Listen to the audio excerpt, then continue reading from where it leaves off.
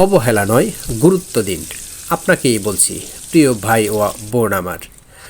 আপনার বাড়ির ছাদে, আপনার বাড়ির আঙিনায় বা আপনার বাড়ির পাশে পড়ে থাকা যে জায়গা আছে সেই অবশিষ্ট জায়গায় কিছু সবজি চাষ করে আপনার বাড়ির সাময়িক চাহিদা পূরণ করতে পারেন।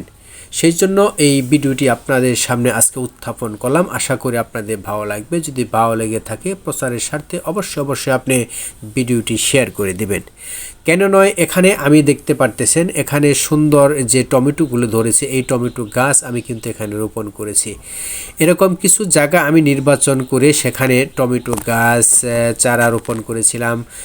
এখানে কিন্তু বিভিন্ন কয়েকটি পদেরই কিন্তু আমি এখানে সবজি চাষ করেছি। দেখেন এখানে ফুলকপি, যে ফুল আস্তে আস্তে বড় হচ্ছে, সেই সাথে মূলা এবং সাথে পাতাকপি এবং কাঁচা মরিচও কিন্তু এখানে আছে। আমি সাইডে দেখেন একটু বেষ্টনী দিয়ে এখানে একটু ব্যারিকেড করেছি, কারণ সাপোর্ট হিসেবে আমি এই পলিথিনের কাগজটি ব্যবহার করেছি ইনভেট ছাড়া।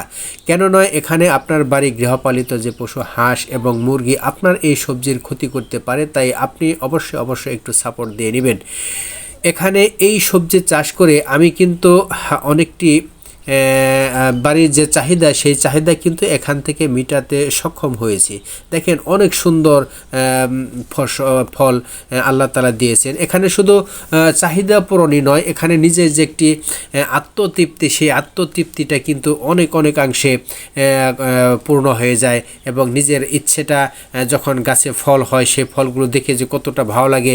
একজন কৃষক জমিতে চাষ করে যখন সে ফসল পায়, তার আনন্দে যে বুকটা ভরে যায়, আজকে সেটা উপলব্ধি করতে পারলাম।